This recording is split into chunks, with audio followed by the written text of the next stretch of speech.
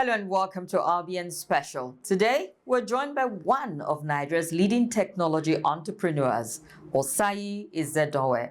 He's the founder and chairman of Imose Technologies, chairman of TESAS Education, and a business leader whose work spans technology, education, manufacturing, and digital innovation. From pioneering locally assembled smart devices to championing education technology and positioning Nigeria for greater participation in the global digital economy. His vision is helping redefine what made in Nigeria technology can achieve. Mr. Osayi Izedonmwen, thank you so much for joining us on RBN Special. Thank you for having me. Delighted to have you on the show.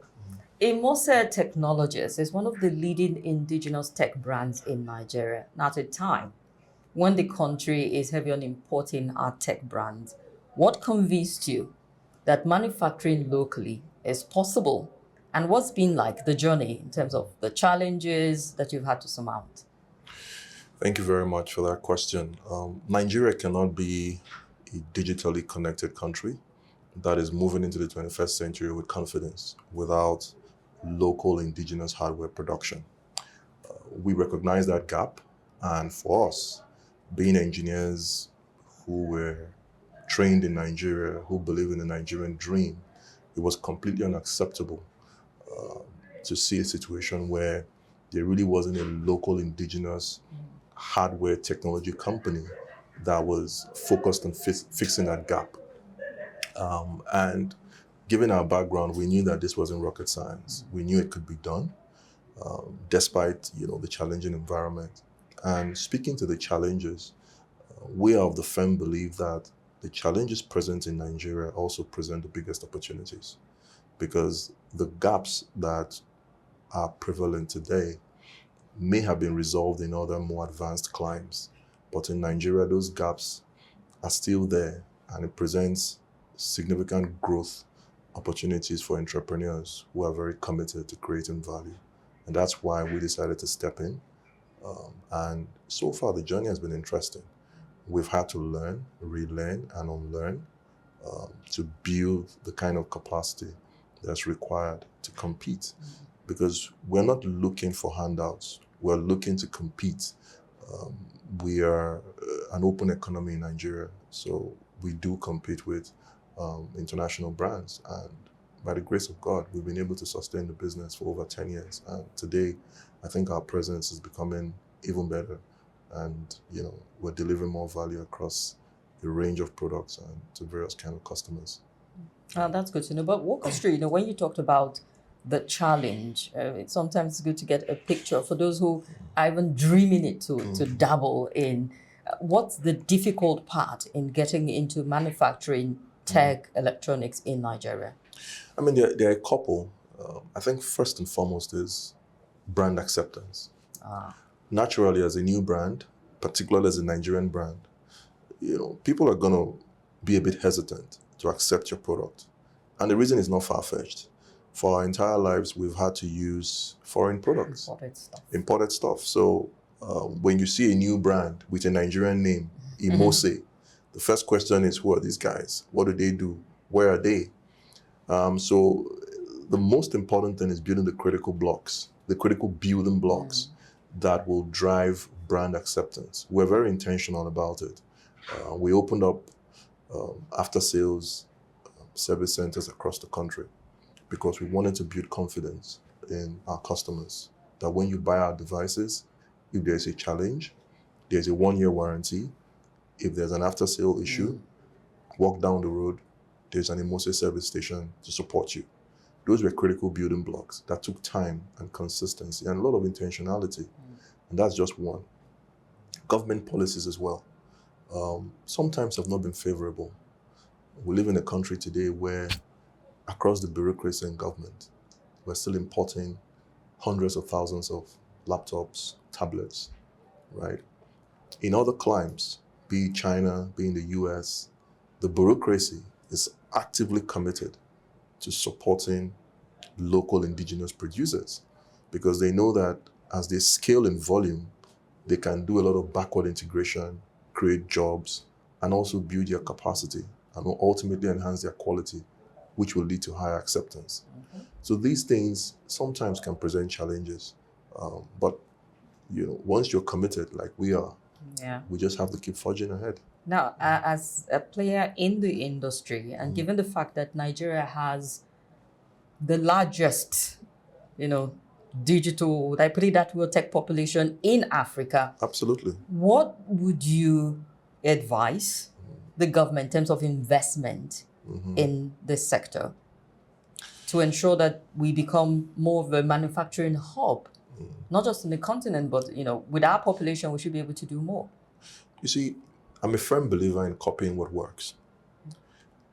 India, China, they're very good examples of what can be done when you have a large population. Yeah.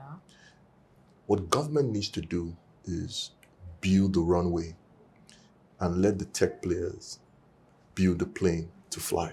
And I want to believe there are a lot of the tech players just waiting in the shadows. Absolutely. Absolutely.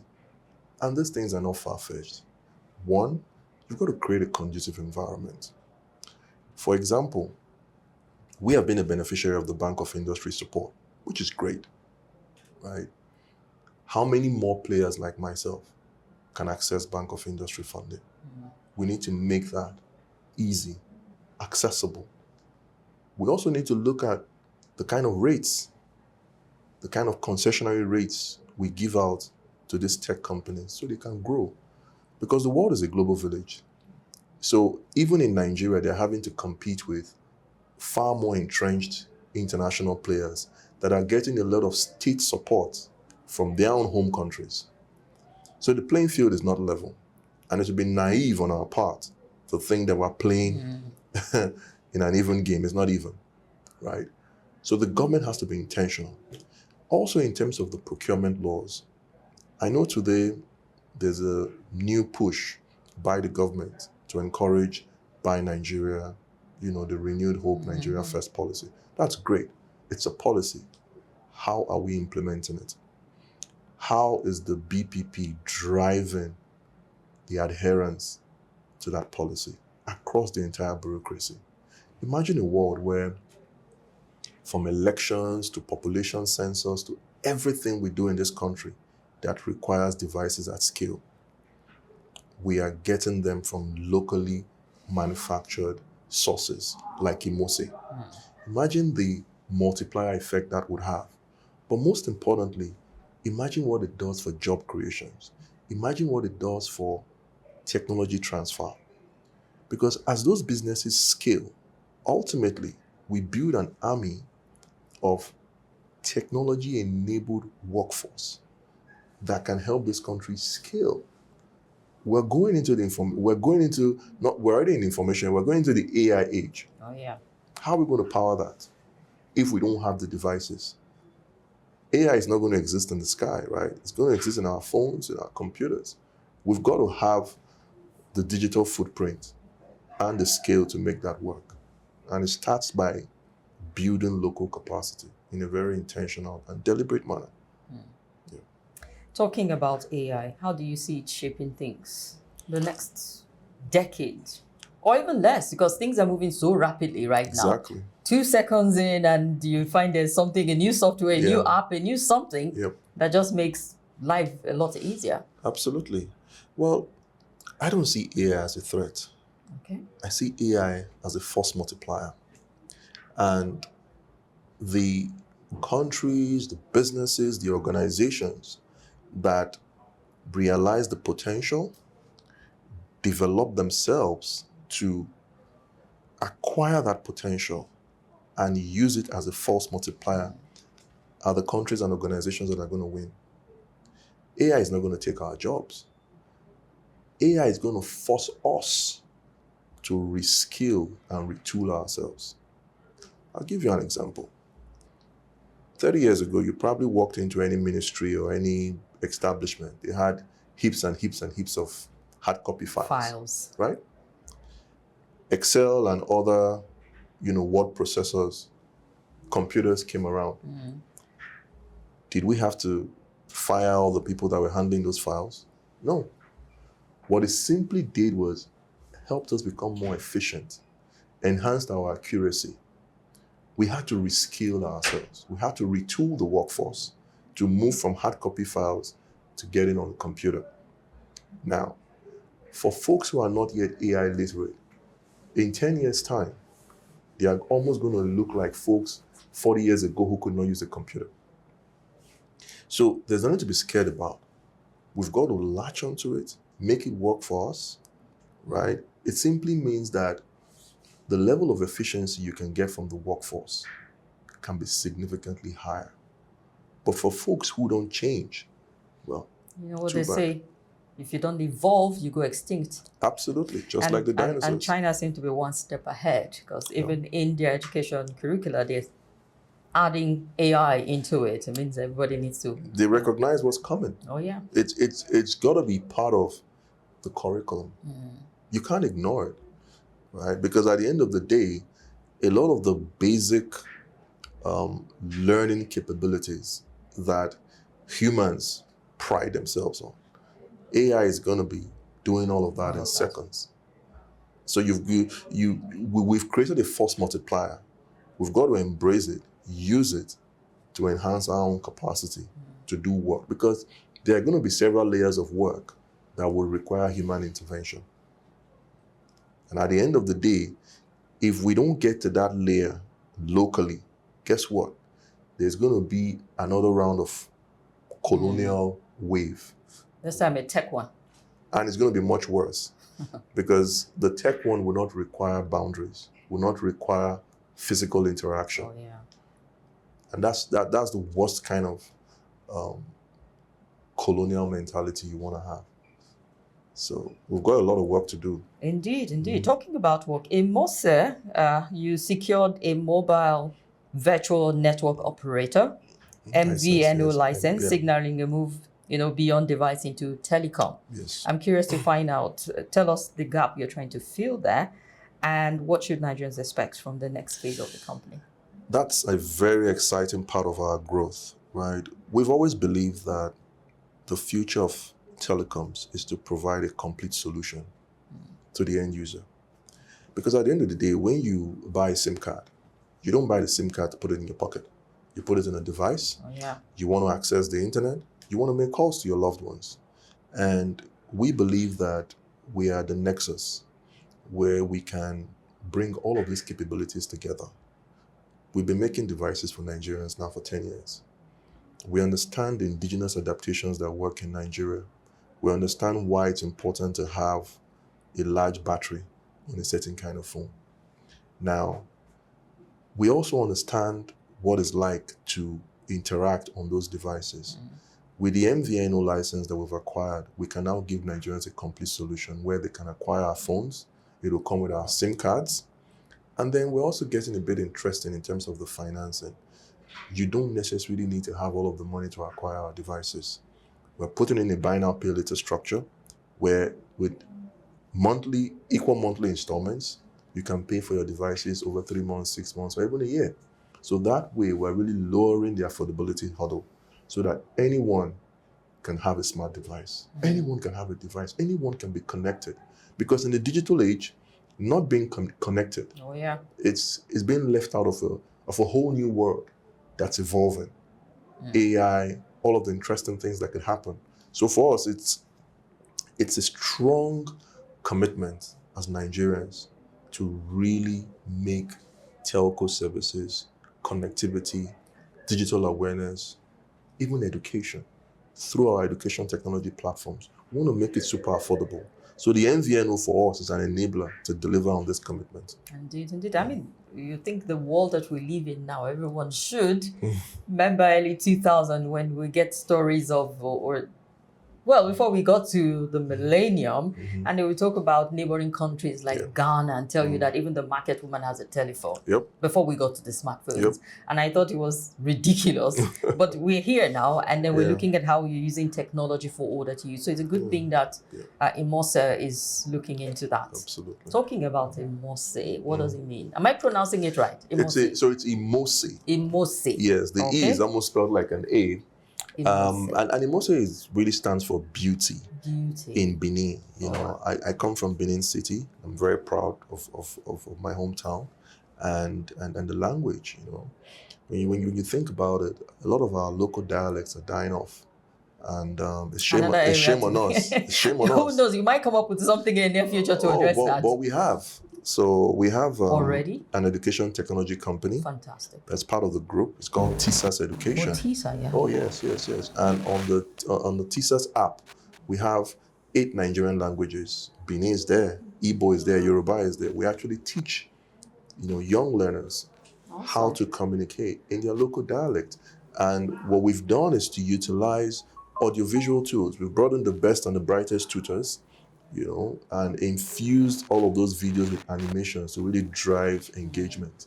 And today we have over 500,000 users on the app. You know, we've even pivoted to hybrid learning centers where these learners can come in physically and interact with tutors. And we're very proud of that work because for us, you know, again, I keep saying we're Nigerians. Who's going to develop Nigeria if not us? So, Exactly. So we're really excited about that. So Imose, to your question, is a Benin word for beauty. And, you know, all of the businesses I'm involved with, you know, have a certain local dialect associated with the brand name. So TSAS, for example, is kind of a Benin word for teacher. Yep. So Beauty and teacher. And teacher, yeah. Both of my parents are teachers, you know, or were teachers, public school teachers. So I do have a very good appreciation for education. Indeed. It shows in what you're committing to at the end Thank of you. the day.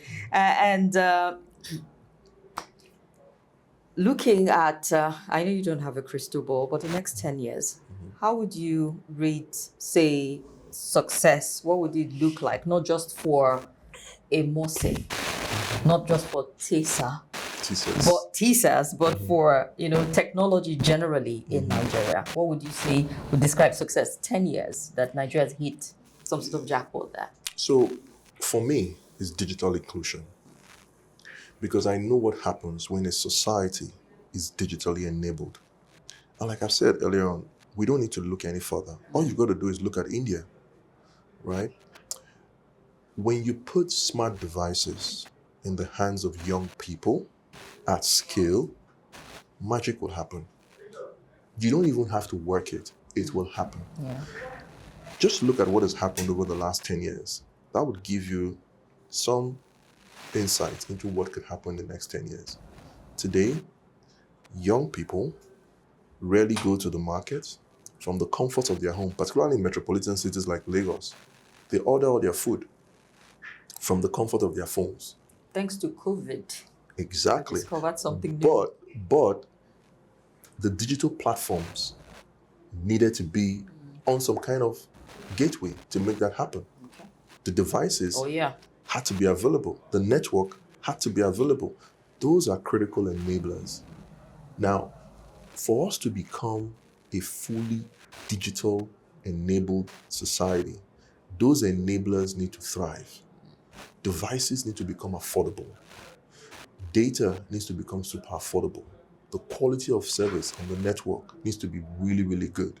Now, when all of that happens, entrepreneurs like myself and more to come will look for opportunities to create value.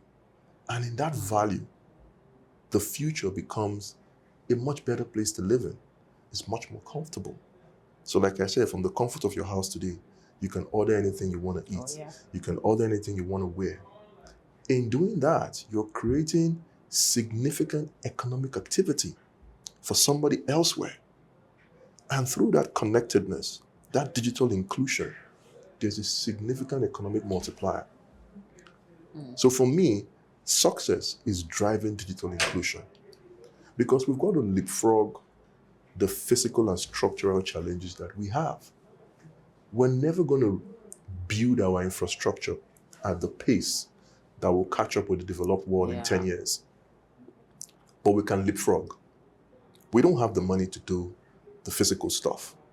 But the beauty of technology is that it gives you a significant enabler that prevents, the need to invest trillions of dollars on closing infrastructure gaps, right? In the next 10 years, You may not need to deliver goods using bicycles or motorbikes or taxis. A drone could pick up a nice dress from your supplier, bring it to your house, deliver it to your doorstep. You will pay the drone, or you will send something, and the drone will go back and do 20 deliveries in less than an hour. It sounds super futuristic. However, in some Asian countries, drones are already doing deliveries. So I just came back from China. Food deliveries to my hotel room in China are done by robots. Oh, wow. Already. So that future isn't that far away. Drones are already delivering critical medical supplies in tough to reach environments across the world. So it's only going to be a matter of time before it's configured for massive commercial use. Now that is the leapfrogging I'm talking about. But how is that drone going to work? It needs a digital highway. It needs internet. Yeah. It needs an app. You need to have a phone to connect with it. So all of that digital inclusion, in it lies our biggest hope for economic growth. Indeed, indeed. Well, I have just one more question before we let you off the hook. And that's what it's like competing with international brands as an indigenous one. And that's taking us back. I know you did mention, we do have a taste and appetite for foreign stuff. So the whole buy Niger to make Niger is still one that is growing on us gradually.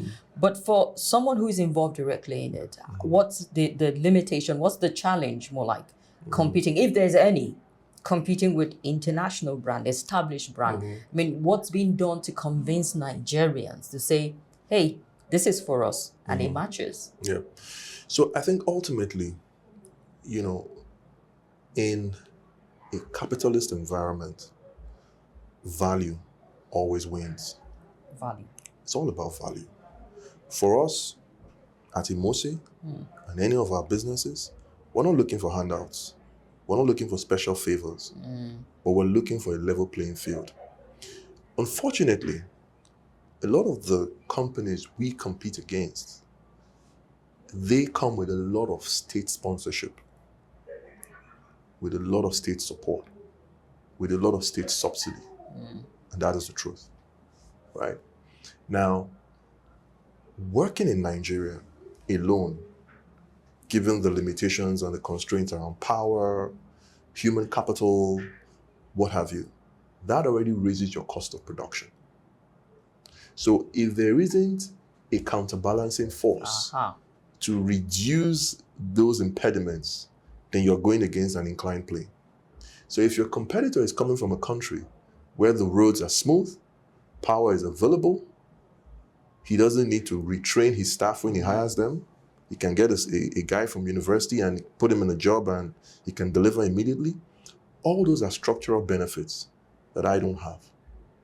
So to make the environment more conducive for local players, the government needs to be intentional. Now, I'm not advocating for closing borders. What I'm advocating for is give the local players opportunities to be involved in large government projects. At least that the government can control. The government doesn't need to go to the open market and say, don't buy foreign goods. But for jobs that the government is handling, and these are really big jobs, even in the tech space. I just talked about, things like sensors, elections and the rest. Think about the huge number of devices they use in those exercises. How many local manufacturers were involved or are being encouraged to be involved? Look at the bureaucracy. Look at your organization today. Count how many laptops, tablets, monitors that you are acquiring. How many are Nigerian? So imagine you walk through the entire government bureaucracy and you say, you know what? We're going to do this. We're going to make sure only Nigerian manufactured devices are used in the government bureaucracy. That alone will help the local players build capacity. Because if you're not giving them good roads, not giving them steady power, you've got to find another way to support them. Indeed.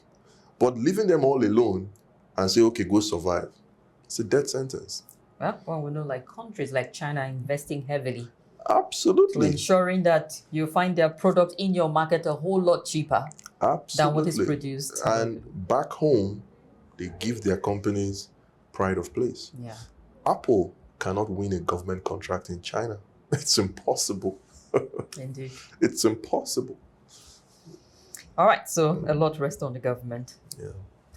I want to say a very big thank you for joining us on RBN Special today. My pleasure. Who knows, some tech bro who is thinking of leaving the country and saying nothing is happening here tech-wise might just be inspired to stay back. I hope so, because Nigeria truly has potential. When you look at someone like myself, I could have been living outside the country, but I'm here. And like I always say, within the challenges that you see lies the biggest opportunities for growth. So take it, believe in it, work at it. Thank you very much, sir. I appreciate pleasure. you for being with us on RBN Special. Thank you so much for having me. Thank you. That's been Osayi Izedonmwen, founder and chairman of Imose Technologies. Thank you for joining RBN Special. I'll see you again next time.